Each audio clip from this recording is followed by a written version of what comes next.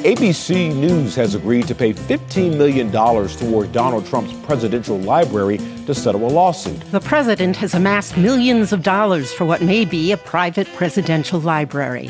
Lawmakers cry foul and historians despair. From WNYC in New York, this is On the Media. I'm Brooke Gladstone. And I'm Micah Loewinger. This week, the Trump administration's attack on higher education ramped up. The State Department has launched an investigation into Harvard University's eligibility to sponsor candidates for a government-run visa program.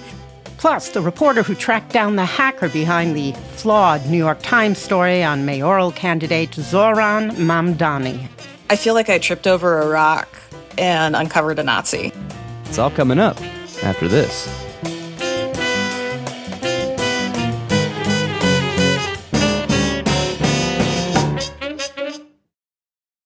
From WNYC in New York, this is On the Media. I'm Micah Loewinger. And I'm Brooke Gladstone. In another era, the story of the president's more or less perpetual grift could be headline news every single week.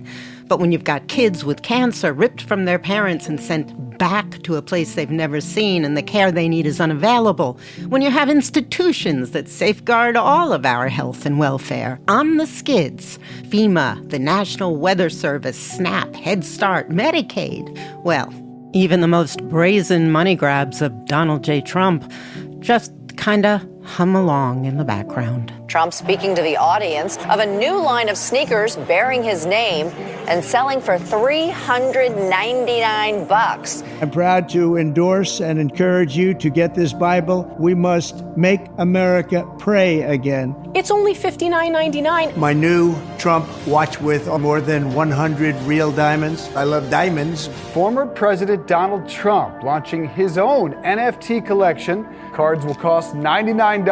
The Trump guitars were launched as the only guitar officially endorsed by Donald Trump. Is it worth $1,500? The president's son's promoting a mobile plan for $47.45 per month. The Trump organization also promising a $499 gold smartphone. Trump has a new fragrance line called Victory 4547. $249 a bottle is steep for any fragrance. Oh, and let's not forget his newly acquired cryptomania. Trump's crypto holdings are worth more than any single real estate asset in his portfolio. The president's family business is building an expanding cryptocurrency empire, even launching a meme coin earlier this year. And he hosted a dinner for the biggest buyers of his meme coin. Binance and the foreign investment firm are going to use Donald Trump's stable coin to finance their transaction, giving Trump a cut of that $2 billion deal. Massachusetts Senator Elizabeth Warren. The Senate is getting ready to greenlight the grift by passing the so-called Genius Act. The White House saying Genius Act signed into law to unleash the immense promise of dollar-backed stablecoins. But the story that we're going to focus on, which is certainly about money, but not just money, has to do with a number of major settlements the president has scored with media companies. ABC News has agreed to pay $15 million toward Donald Trump's presidential library to settle a lawsuit. President Trump, we've learned, has signed an agreement with Meta to settle a lawsuit. The settlement, we understand, to be $25 million. Most of which is going towards his future presidential library. X agreed to pay about $10 million to settle a lawsuit from President Trump. They're putting most of this money that they're getting from media companies towards the Trump presidential library. We heard the resounding ka-ching of another windfall earlier this month. Paramount agreed to pay $16 million to settle a lawsuit that will go toward President Trump's future presidential library. Independent legal experts say that the president really did not have a case here. Paramount in need of federal approval for a merger. The president so far has raised up to $63 million for his future library, primarily from settlements with news organizations and social media organizations. That $63 million is probably just the tip of the iceberg. He's, in a sense, extorting money from media organizations he's sued and settled with. Tim Naftali is senior research scholar at Columbia University's School of International and Public Affairs. The president is probably laughing at the fact that he's getting these media organizations to help him create a shrine to the Trump years. Why does the president need to raise so much money for a library? That's a product of our beautiful constitutional system. The Article 1 branch, which is Congress, is not thrilled about building shrines to the Article 2 branch, which is the presidency or the executive branch. The way the system works, the president would build this facility, deed it to the American people, and then Congress would pay to curate the museum, preserve and make accessible the documents, and make sure that the roof got fixed. Well, Congress gets stingier and stingier. Decrees that anyone elected to the presidency after 2002, who's going to get a library, has to raise the money to build it and has to raise an additional 60% of the cost for maintaining the building. And so you need to raise a lot of money. I'm remembering that season of Veep when the character Selena Meyer is spending almost all of her time trying to get money for her library. I need a monument to Selena Meyer. An institution. Selena Meyer belongs in an institution. Bill Clinton famously pardoned Mark Rich after Rich's wife promised $500,000 to Clinton's library. A Republican lobbyist was caught on camera allegedly arranging meetings between top Republican officials and foreign entities in exchange for donations to George W. Bush's library. So why are these libraries such ripe vehicles for this kind of deal-making? I assume part of it is that you can donate anonymously. So it's actually impossible for us to know how much money Trump has already amassed. Well, your assumption is one of the reasons why it matters that President Trump has started to raise money so early in his second term. The opportunity for outside interests and foreign governments to make him happy is huge. And making him happy might lead to a change in his interpretation of our national security interests. Presidents understand it is easier to raise money while they still have power. And just as their power begins to diminish as they become more and more lame ducks, so too does their ability to raise funds. Outside interests see that fact as a vulnerability in the system, and they take advantage of it. And we are now living in an era which is more permissive of official corruption than we've seen since the 19th century. But let's just go back to 1940, when Franklin Delano Roosevelt was the first to set up a presidential library. I've been to it. You can listen to his fireside tapes in a 1930s-style kitchen or living room. And he deeded his papers to the American people, but he didn't have to, and he put restrictions on what was available. George Washington created the norm that presidents own their papers. The reason why presidential papers for the 19th century are scattershot is that presidential families owned them. And if they wanted to destroy them, they could. Franklin Roosevelt and the presidents that followed him deeded their papers to the American people, but they did set some restrictions on access. Because of Watergate, the Congress decided that presidents shouldn't own their papers anymore because they were untrustworthy custodians of their papers. There was reason to be concerned that Richard Nixon, if he controlled his papers and his tapes, would destroy some of them. So Congress mandated in the Presidential Records Act of 1978 that the next president, their papers would be from day one owned by the American people. And those records would be at a National Archives facility, and it was assumed they would be at the Presidential Library with the president's name over the front door. Mm-hmm. Now, your experience was with Nixon's library. You were director of it. Because of Watergate, Richard Nixon could not send his records to California where he wanted a library. The records stayed in Washington, D.C. Nixon's family and the president, he was still alive, wanted a library anyway. And they built one in his hometown of Yorba Linda. It was a private presidential library, and it didn't have any of his presidential papers. Mm-hmm. The family then decided in the early 2000s to join the existing presidential library system. The federal government would take it over. The presidential papers would be sent out to California, but they would be under the control of the National Archives. And the museum library, which was infamous for its view of Watergate, would also come under federal control and would have to meet federal standards. I was recruited to be the first federal director, and that meant, in this case, that I would redo the Watergate exhibit. So what did you find that you changed? The museum exhibit argued that Watergate was an attempt by the Democrats to overturn the results of the 1972 election.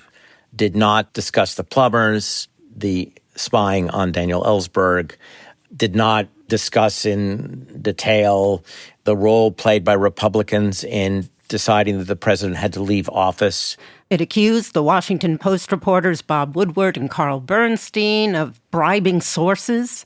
Nixon's enemies list was portrayed as the product of a rogue presidential staffer. That was John Dean, Nixon's White House counsel. Nixon was presented as not having done anything his predecessors hadn't done except get caught. The docents who had been there, fine people, but they had a list of books they could read, and they were discouraged from reading other books, were encouraged to say to people, yes, President Nixon did things that were wrong, but he did nothing that no other president done, so it's okay. Rather than saying, presidents shouldn't do this. We had a whole section on other presidents who had done secret taping. Kennedy and Johnson, and actually Eisenhower and Truman, and even FDR had taping systems. So that's all there too. It's not up to the federal government to tell you what to think. It wasn't up to me to tell people what to think about Watergate. I had an obligation to make sure the evidence that was relevant to making your own mind up about Watergate had to be accessible. You have said that the door to what Trump is doing in the creation of his library now was actually opened by Barack Obama. I was very disappointed when President Obama decided to privatize his library project, that his museum would be run by the Obama Foundation, because I believe it's very important for us to be capable of nonpartisan public history. And even though presidential libraries are tilted absolutely towards the president in their first iteration, over time, their museums get closer and closer to a nonpartisan view. These libraries are a test, a litmus test of our ability as Americans to be honest to ourselves about the most powerful people in our society. What does Trump seem to be intending to do? If President Trump's approach to his library is like his approach to everything else, his library will be a Trump land with an alternative narrative about practically everything that happened in his first term and now in his second term. President Trump has an open door to privatizing his museum. So what does it mean for the future of our cultural memory? I'm really concerned about Trumpian predilections. He doesn't like to document what he does. In the first term, he had to be stopped from tearing up documents. He almost went on trial for having kept documents that belonged to the American people because of the Presidential Records Act, which meant that he doesn't have respect for the protection of our materials. And given that he penalizes people who do not parrot his version of reality, I am concerned about the kinds of records his lieutenants are keeping. And I worry about our ability later to get good oral histories, such important supplements to documents. The archivists of the National Archives, it's an understaffed team, but they're very professional. I think they can protect the documents that are already there, but I worry about them being able to ensure good archival practice during the life of this administration. If a president knows that ultimately the people of this country, or at least their children, will know about their crimes and their abuse of power, it might be a check on their behavior when they're in office. And President Trump's ability to now manipulate his own record because of this permissive climate is yet more license for misdeeds. You wrote in The Atlantic back in 2022, you went to the George W. Bush Museum and you found no mention of waterboarding, Guantanamo Bay, military tribunals, the digital surveillance of Americans. The National Archives was going to allow them to privatize that museum. So there would be no National Archives involvement whatsoever. I pointed out weaknesses in the existing displays And I thought it was a bad idea. Why did they do that? To save money. The Bush Foundation runs that museum now. But I learned that the Nixon Foundation wanted to take over the Nixon Museum. The National Archives promised Congress in 2022 that wouldn't happen. But it's possible that the leadership team at the National Archives will allow foundations to privatize their museums. So the attempt to present a nonpartisan approach to Watergate may be short-lived. We already see the president's efforts to whitewash the entire history of the United States by almost any means necessary. For instance, his executive order instructing national parks employees to flag displays that, quote, disparage Americans. His ongoing effort to rewrite the January 6th insurrection. But really, how much do presidential libraries, which only a small percentage of us will ever visit, matter when it comes to keeping the truth front and center? If the only access a person had with a presidential library was a physical access, absolutely. But presidential libraries have the capacity through the web to interact with many more people. People in this country and around the world access the digitized, declassified records that presidential libraries put online. And it's done by civil servants every day. So let's follow the money for the moment. Senator Elizabeth Warren has introduced the Presidential Library Anti-Corruption Act to put some guardrails around presidential library donations. Nations, people seeking presidential pardons, and companies doing business with the federal government can dump tens of millions of dollars into these library slush funds while the president still sits in the Oval Office making decisions about their future. That is wrong, and my new bill will put a stop to it. In the exceedingly unlikely case that this bill is passed and signed, would it help address some of the problems we've been talking about?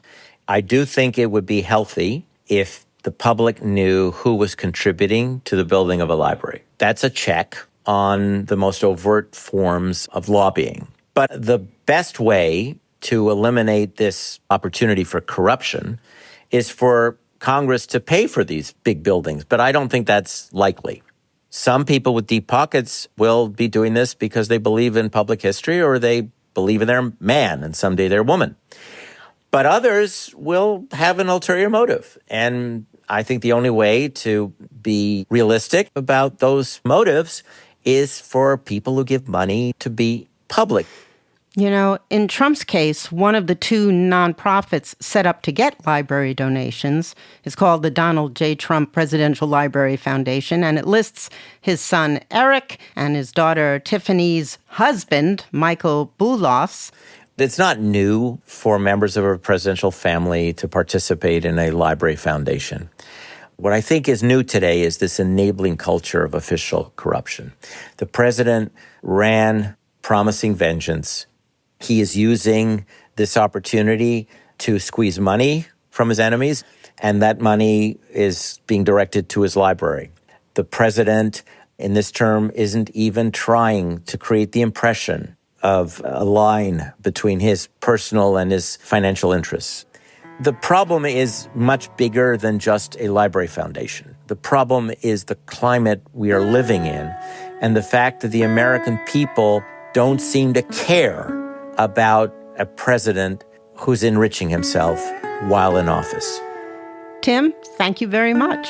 My pleasure, Brooke. Timothy Naftali is Senior Research Scholar at Columbia University's School of International and Public Affairs. Coming up, conservative media outlets are on the front line in the administration's war on universities. This is On the Media. WNYC Studios is supported by Dell Technologies. Introducing the new Dell PC with the Intel Core Ultra processor. It helps you handle a lot, even when your holiday to-do list gets to be a lot. Like organizing your holiday shopping and searching for great holiday deals and customer questions and customers requesting custom things. Plus, planning the perfect holiday dinner for vegans, vegetarians, pescatarians, and the rest of the family's dietary restrictions. Luckily, you can get a PC with all-day battery life to help you get it all done. That's the power of a Dell PC with Intel Inside, backed by Dell's Price Match Guarantee. Get yours today at Dell.com/holiday. Terms and conditions apply. See Dell.com for details. Maybe you already know about naked short selling. Maybe you've personally shorted stocks yourself, but do you know about the time short sellers ruined a Super Bowl, basically? For me, I was a little late, but red flags went up like, what is going on? This is really scary. At Planet Money, we get the story behind the money to explain how money works. Listen on the NPR app or wherever you get your podcasts. This is On the Media. I'm Brooke Gladstone. And I'm Micah Loewinger. On Monday, Harvard University took the Trump administration to court over more than $2 billion in already promised but currently frozen research funding. In court, lawyers for the government asking the judge to dismiss the case, arguing the language in grant contracts allows termination if a university's actions don't align with government priorities like combating anti-Semitism. The lawsuit by the school, arguing its First Amendment rights are under siege, is the latest salvo in the fight with the White House. On Wednesday, the administration fired back. The State Department has launched an investigation into Harvard University's eligibility to sponsor candidates for a government-run visa program. They're investigating whether Harvard University should be able to allow foreign students to apply or attend Harvard University. Harvard has repelled the attacks in some ways and capitulated in others. The Office of Equity, Diversity, Inclusion, and Belonging is now called Community and Campus Life. But either way, it seems there's no placating the president. This week, Columbia University settled with the White House. Columbia University is offering a major payout to the federal government, over $200 million in exchange for nearly $400 million in canceled research funding. Along with the check, the school has been ordered, among other things, to hire more faculty in Jewish studies and will be placed under the watchful eye of an outside monitor who will oversee hiring and admissions data. Of course, the president cannot legally compel private universities to comply with specific ideological stances or hiring practices, but withdrawing billions of dollars in federal research grants has proven to be an effective threat. So the Ivies are very much in the crosshairs, but other schools are also taking heat. Katherine Mangan is a senior writer at the Chronicle of Higher Education. In a story for ProPublica, she spoke to Dr. Gregory Washington, president of George Mason University, who had just got a letter announcing that he and his university were under investigation. He told me that he was very surprised because he was under the impression that the university had been doing everything it could be doing to sort of tamp down any complaints about anti-Semitism. They hadn't had encampments or any vandalism of buildings. And so he was really perplexed. Yeah, hadn't the university been praised by campus Hillel, praised by Jewish faculty?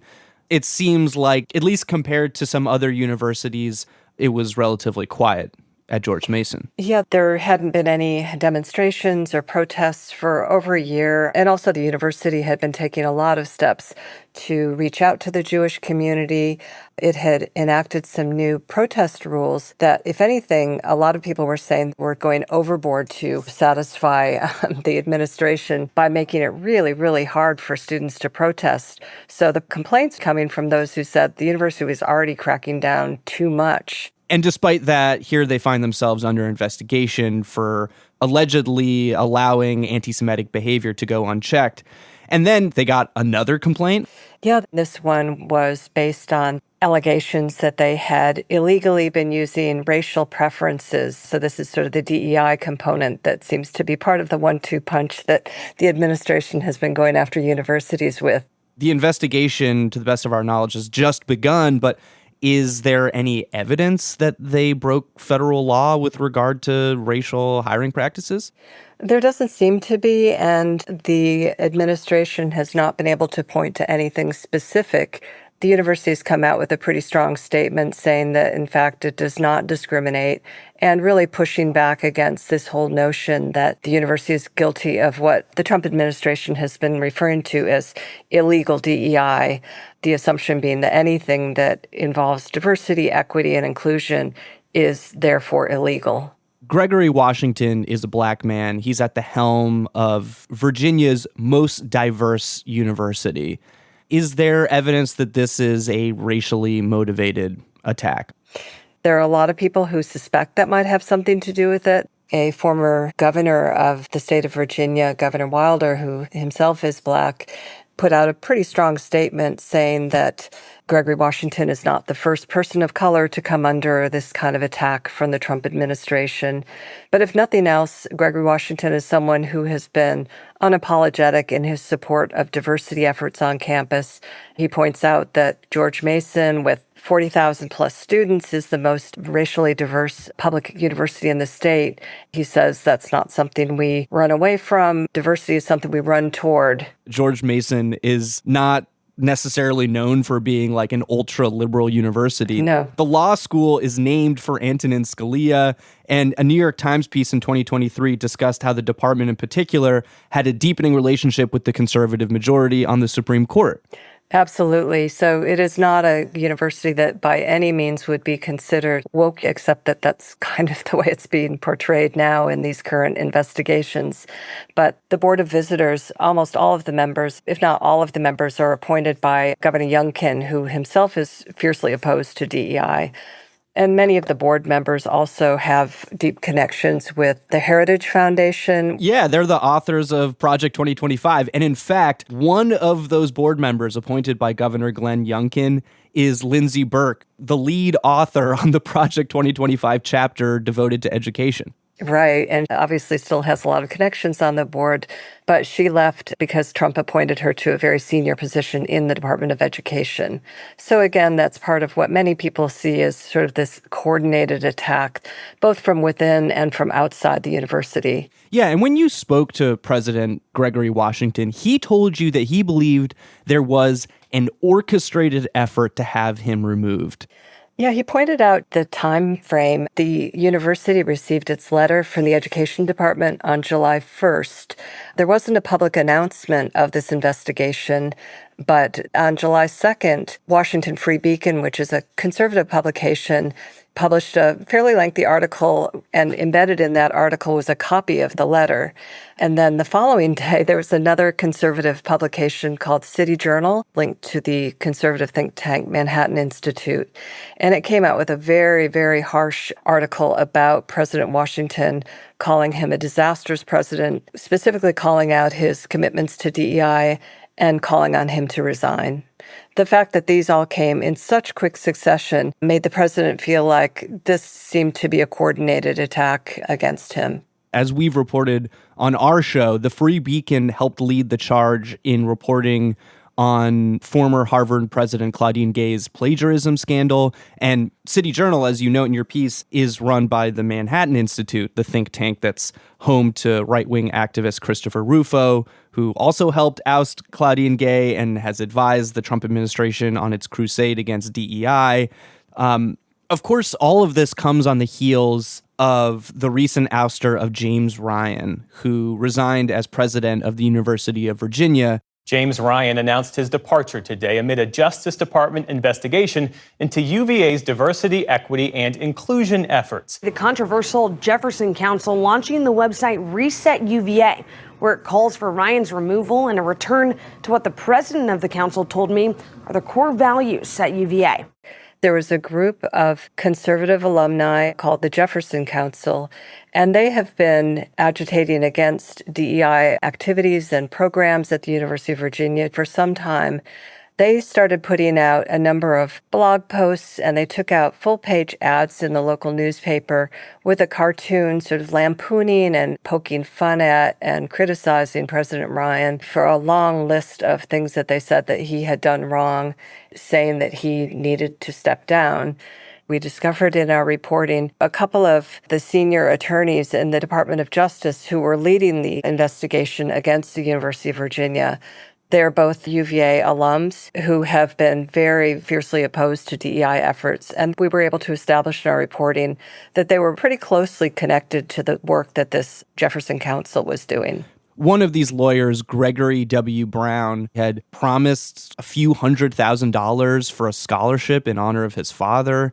As the New York Times has also reported, It's pretty darn clear that he knew people at the Jefferson Council because he represented clients in lawsuits against the university, clients that the council had referred to him. He was even scheduled to speak at the Jefferson Council's annual meeting this year, but he canceled after he was hired by the Department of Justice.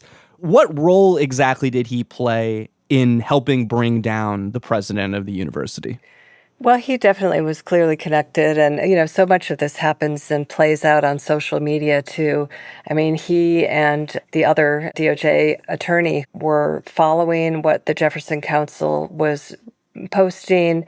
Harmeet Dillon, the person he worked with, was quoted as saying that one of the first things she does when she wakes up in the morning is to look to social media and look and see what papers are reporting. And clearly it's the conservative papers that she's looking mostly at and immediately getting to work. So they're very much taking their cues from what these conservative activists are circulating on social media.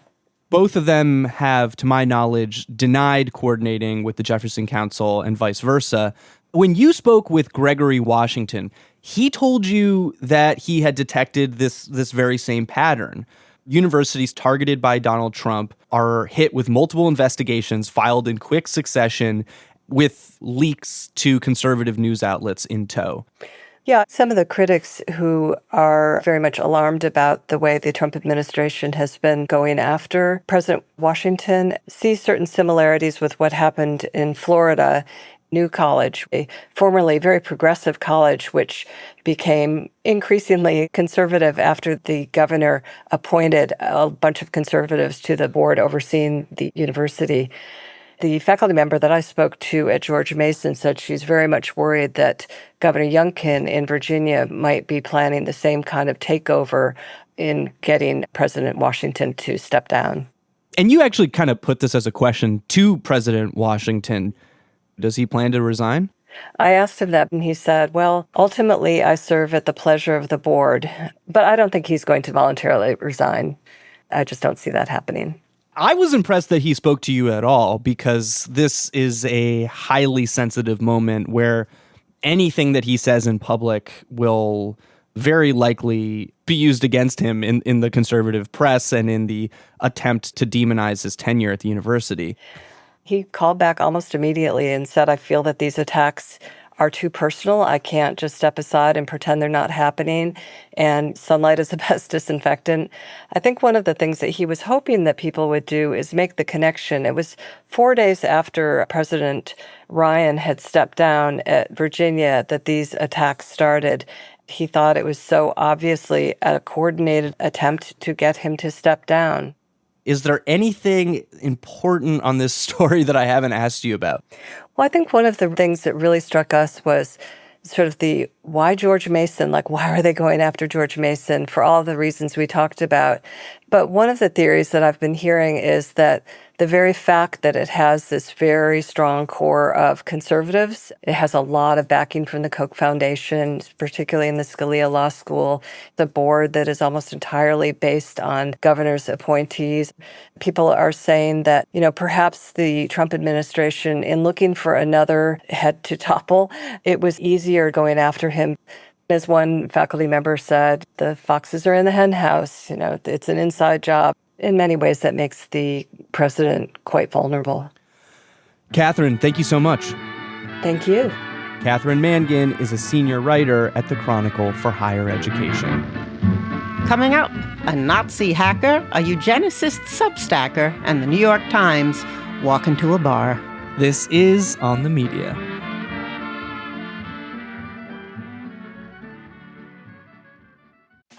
Maybe you already know about naked short selling. Maybe you've personally shorted stocks yourself, but do you know about the time short sellers ruined a Super Bowl, basically? For me, I was a little late, but red flags went up like, what is going on? This is really scary. At Planet Money, we get the story behind the money to explain how money works. Listen on the NPR app or wherever you get your podcasts. This is On the Media. I'm Brooke Gladstone. And I'm Micah Loewinger. We just heard about how conservative news outlets, activists, and Trump administrators have waged a likely coordinated attack on a growing list of elite universities. Mainstream outlets have played a part in all of this too, including the New York Times, which raced to cover each new allegation levied against former Harvard president Claudine Gay. Earlier this month, another case study emerged. Columbia University says a politically motivated hacker breached the school's data systems last week. The alleged hacker told Bloomberg 1.6 gigabytes of data was taken. This included about 2.5 million applications that go back decades. A couple days after the hack, the Times ran a story about one such application, submitted by Zohran Mamdani, the leading mayoral candidate in New York, who applied to Columbia in 2009. Mamdani, who was born in Uganda, checked a box that he was Asian, but also checked the box for Black or African American on his Columbia University application. Mamdani says it was an attempt to represent his complex background given the limited choices before him, not gain an upper hand in the admissions process. Both of his parents are Indian. What's interesting is he didn't say he was Indian because he knew they have the highest median household income in the United States, and he knew that wouldn't help him in the oppression Olympics. Fox's Greg Gutfield, one of many right-wing pundits who piled on. Which exposes the lie of identity politics. If it is so unfair to be Black in America, why are you pretending to be one? The Times article made clear that the candidate has never publicly identified himself as Black, leading many critics of the paper, including Mamdani supporters, to question what exactly the piece was intended to reveal. I don't really even know what I'm supposed to be mad at in this story. This is one of the hosts of Chapo Trap House, a popular leftist podcast, who saw the Times article as the latest in a series of attacks against Mamdani from mainstream outlets and the Democratic political establishment. He didn't even get into Columbia, despite the fact that his dad is a professor there. So it's like, if Zohran Mamdani had lost the primary, or if his platform were merely just free buses and childcare, and they did not try to make this entire primary a referendum on his support or non-support for Israel, this article would not have been published. Mamdani has, in fact, been the target of many broadsides in The Atlantic, The Wall Street Journal, The Free Press, The New York Post, and The New York Times, whose editorial board effectively endorsed his competitor, Andrew Cuomo, despite calling for the former governor to step down during his sexual assault scandal in 2021, and despite supposedly swearing off local endorsements last year. But regardless of how you feel about Mamdani or his policies, it's still worth paying attention to some dubious editorial decisions at the heart of the New York Times story about the hacked Columbia application. For one, there was the man who gave the data to the Times reporters, identified by the outlet not by name, but as Cremieux, a pseudonym he uses on Substack. He is someone who has one of the most popular science Substacks on all of Substack, has more than 250,000 followers on X. This is Noah Leonard, a reporter with Mother Jones, who has been digging into Cremieux, whose real name is Jordan Lasker. What was striking about the Times article to me was that he was identified as Cremieux, even though at that time his name was already known. And he, in fact, just only a few days before that article, had appeared on camera with his face as Cremieux on the Charlie Kirk show. Are you okay with that name on there, Jordan, or not? Oh, Jay is probably better. Yeah, can we play? Initially, the Times identified him as an academic and an opponent of affirmative action. There was a lot of backlash about that online, and it later identified him as someone who writes about IQ and race. I would say there's a number of notable aspects about that description. One, first would be academic. He's had an affiliation in the past with Texas Tech University, according to what's online, but the university declined to confirm whether he's at all affiliated with them anymore, citing privacy reasons. There's no evidence of him ever have been a professor there. And then secondly, he was identified as someone who writes often about IQ and race, and it leaves a lot of questions of what does he write about IQ and race. On his Cremieux feed, for example, frequently writing about Black people having lower IQs than members of other racial groups. By now, a lot has been said and written about Lasker, Mamdani, and the Times, though far, far less attention has been paid to the person who stole the records from Columbia in the first place, until this week. I feel like I tripped over a rock and uncovered a Nazi. Elizabeth Lopatto, a senior writer at The Verge, published a piece on Monday identifying the alleged hacker. Well, she doesn't know his or her real name, but she did uncover a digital footprint that reveals quite a lot about the motivations for this person's crimes. Well, they seem to be pretty racist. You referred to them as the anime Nazi. That's the pseudonym we see in your piece. Why did you decide to give this person a pseudonym? The actual handle on the account is a slur. It's a derivative of the N-word. And this person seems to be pretty obsessed with getting people to say it. I didn't want to give this person that satisfaction, so I renamed him. And in renaming them, I picked on two things that are emblematic of the account. And the first is reposts of fan art of a character from a video game called Idolmaster Cinderella Girls. The character is called Sachiko. And she has been sort of renamed by the grossest corners of the internet to this slur. That's the anime part. And then the Nazi part is because of all the swastikas, just a lot of swastikas. Things like "Miss you, Hitler" and "minorities have no place in our world" are among statements and images that this person reposts. The hacker has also bragged about targeting 5 universities, 3 of which were reported in that Bloomberg article from earlier this month. The University of Minnesota, New York University, and most recently Columbia University, which is how Mamdani's application information was leaked in the first place. The hacker was effectively trying to show that if admissions data showed anything other than white men being admitted to the university overwhelmingly, that this would be evidence of like affirmative action or some kind of effort to suppress their admission? The way that I understand it is that they were trying to show that affirmative action was still in place at NYU after the Supreme Court had ruled it was illegal by breaking down test scores and grades by race. There are a couple of things here. The first is that I don't know that any of the data they're showing is true. Thing two is that that's also a misunderstanding of how college applications work. There are a lot of things that go into admitting people, whether it's admitting athletes, for instance, especially in specific sports, people who are talented at music for conservatories, in-state versus out-of-state students, rural versus urban students. And one of the things that has been true in admissions at a lot of schools for a long time is that the candidates who are actually being discriminated against are female because there are more women applying to college and their test scores and grades tend to be higher. So in order to get something like an even balance between the sexes, if you're a man, you're automatically getting boosted in your application. Yeah, I read an article in Miss Magazine which quoted data from Brown University, the class of 2028, and found that 4.2% of women were accepted in comparison to 6.8% of men. In fact, 11,984 more women applied to the university, but 14 more men than women were accepted. There's at least some body of literature that suggests there's a trend here.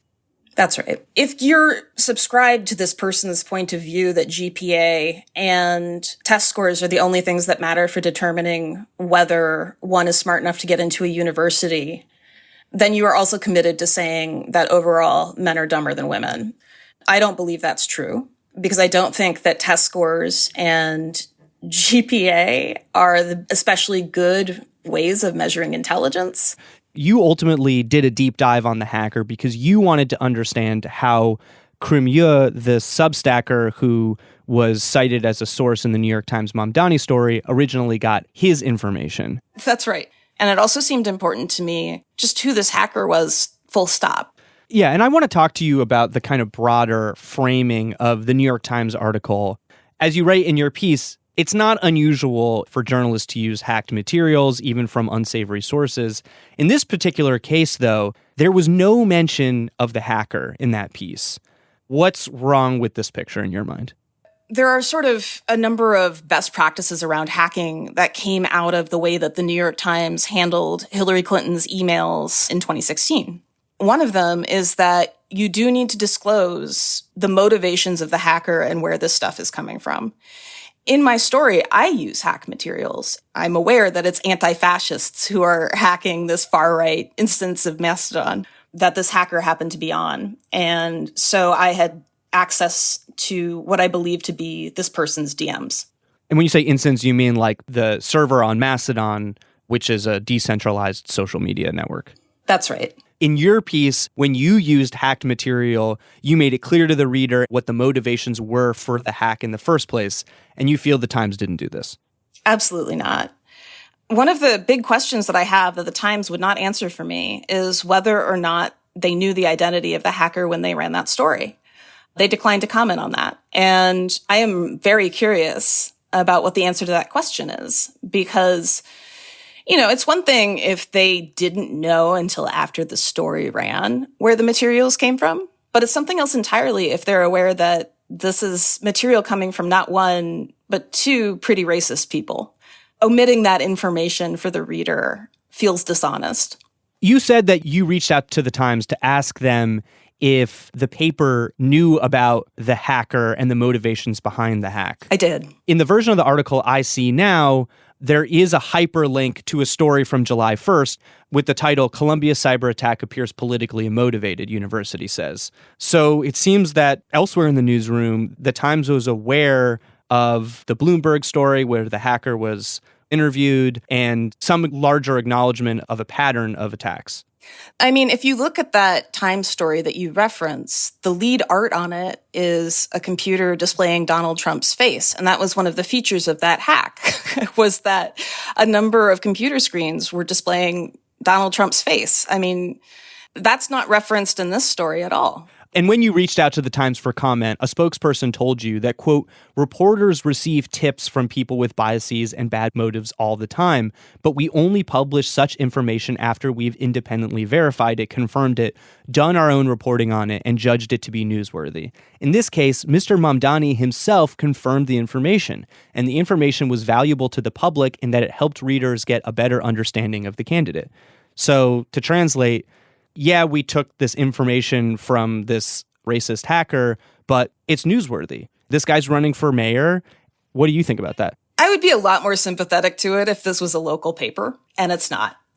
I live in California. I don't care who the mayor of New York is, but when it comes to all of these hacked universities, that's a much bigger story.